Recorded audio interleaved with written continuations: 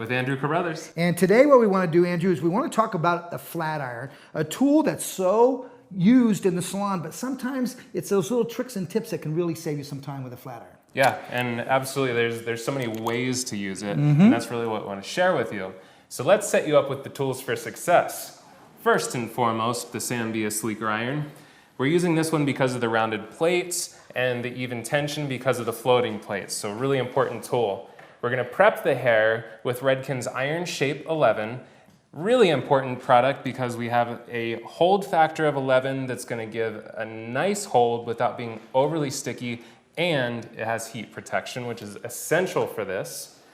We're going to also be using Redken's Movability 05.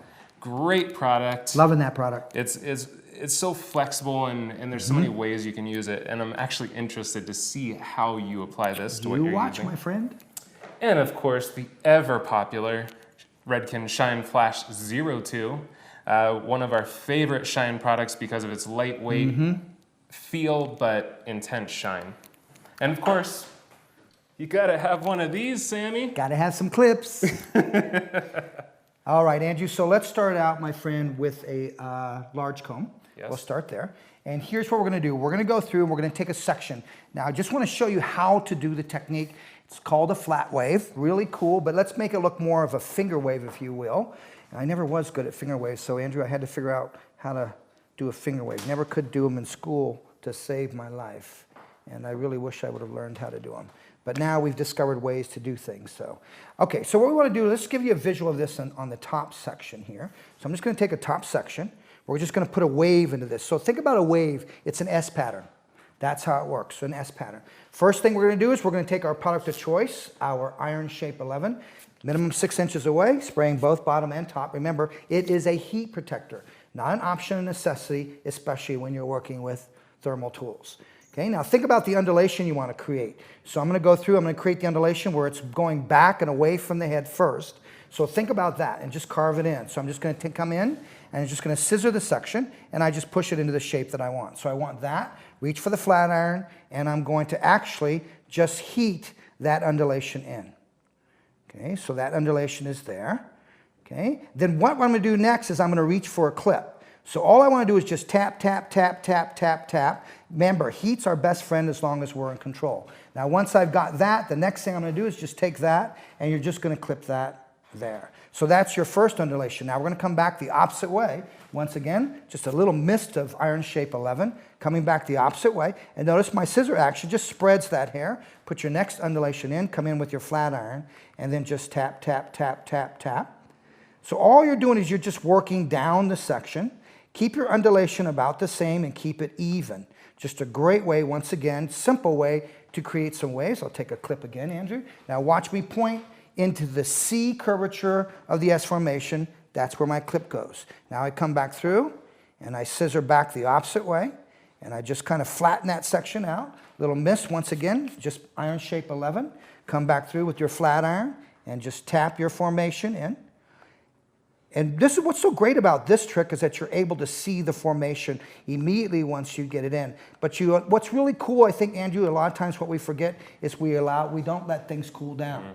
By using the clips and just section, you just put it in as you go, it's really going to allow it to cool. It was one of the things that Geneva Cowan, who's our artistic director, taught me, is that it actually takes about 20 minutes for those bonds to completely cool inside the hair and truly form. So when your guests are coming in and saying, yeah, I tried that iron technique that you showed me the other day, but it didn't stay in my hair, honestly, 9 times out of 10, ask them this: how long did you let the form cool before you put your hands into it? Because usually what they're doing is they're doing their technique, they get this perfect curl, and then they do this, don't they, Sam? Yes, they do. Immediately. And I think that's the one thing, one of the principles that we tend to forget. Remember, there's heat, compression, if you're using a flat iron as a now, here's my compression. Heat, compression, and cooling. I think the third principle, cooling, is the one we tend to forget about because it's all based about time. You know, we think that because we're such in a hurry, we tend to speed up. But when you speed up, what happens is you tend to lose it. And that's when people tend to say, well, my hair doesn't hold a curl. It won't seem to hold. And it's just all the way that you're working with it. So now, Andrew, I'm on that last section. And then what I like to do, guys, is that on the ends, anytime you got layers on, anytime you do this, and you might, let's say you have layers, all I want you to do is come in with the iron, go in vertically, because it's rounded the way it is. See, I just went in, and I just come in, and I just go into it vertically, and just give that a little bit more of a curl on the end of that. Now, remember what Andrew said, it's about allowing that to cool, so we allow that to cool. And then when you go through, once you allow that all to cool, you take this out. And when you take this out, you've got a beautiful wave pattern. You can put the C formations as close as you want or leave them as far away as you want. There's a trick that we do where we actually just kind of let it feed into the iron, so you get this really cool kind of like a beachy wave, a beachy curl to it. You can actually use this as an accessory just to dress hair when you're dressing hair. Let's say you do an up style and you just want to go through and just pin that in. So just a really cool way to work with a flat iron using some clips, iron shape 11, and just form the undulation that you want to form in. Yeah.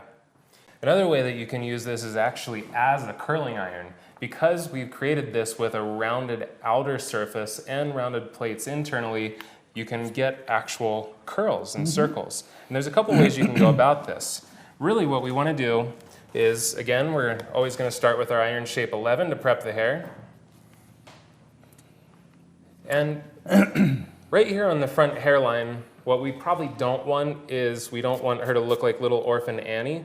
So we're going to do this first section with a very gentle curl. And it's all about basically the technique of how much you're actually twisting the iron and how much heat you're putting on it, because that's going to affect your curl as well. So we're going to start with the iron open, the plates down. We're going to take it around the hair, and then we're going to curl the hair around 1/2 turn. I'm going to start to move, create compression, and work down to the ends. Now, as we do that, again, the cooling process is really important. So we want to make sure that we wind it together and let it form how we want it to form. So we'll let that sit and cool. Now, let's see that one more time, Andrew, on a section, because what I love about it is how it's so now, it has a sense of laziness to it. It's not so fresh in terms of working with a flat iron. I find when I work with a curling iron, it's too defined, and for me, that's too vintage looking. Now, what do I mean by vintage? Obviously old. I don't know about you, but I don't know anybody that woke up this morning and said, I want to look old. So it's about up to you teaching them how to update these various things, especially someone that curls their hair all the time. So once again, Andrew, how do we do that? All right, so again, I like taking vertical sections when I want a leaner kind of curl, because you know, as we know, those vertical sections will keep things leaner. If I wanted more body at the base, then I could go in with more of a horizontal section, start my curl farther towards the base. So that's another option. What I love about that too, that'd probably give you a little bit more lift at the base. Yes, absolutely. Cool. And a lot of modern shapes don't have a ton of lift at the base. Have you noticed that? Yes, the that's fullness correct. is more through the sides. Getting very really A-line. than it is. Getting very A-line right now. I think a lot of skirts are getting very A-line. Right. Very kind of like they kind of flutter out. Not so much pencil skirts. Yes. Anyway. All right, so an open iron, plates down. We place it over the hair, and we turn the hair a 1/2 turn and turn the iron a 1/2 turn. Now we start to move and then compress. Nice. Slowly out through those mids. You can rush a little bit more through those ends because those ends don't need quite as much heat as those mids do. We're gonna curl that up and let it cool into place there. Now this guy is cool up front, so I can show you what that looks like if we pull that out. It just has a really light kind of movement to it. Now, you know, these ends, they curled a little too much because I went too slow through them. So what can we do? We can stretch it out and just give it a little tap. What's so great is you can see just the simple use of heat, you can control what it is that you're working with. Right. And I think that's what's cool about using a flat iron in a different way, is that really what creates these curls, what creates smoothness, what creates volume is heat and tension, right? So can you use multiple different tools?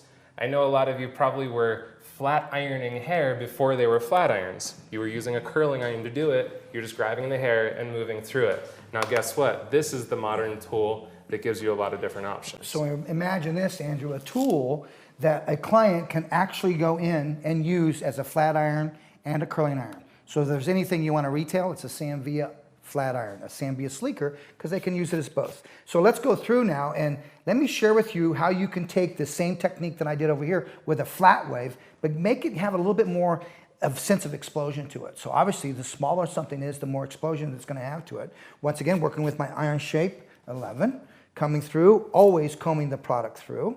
Once we're there, now we come through with a flat iron. Now watch what we're going to do.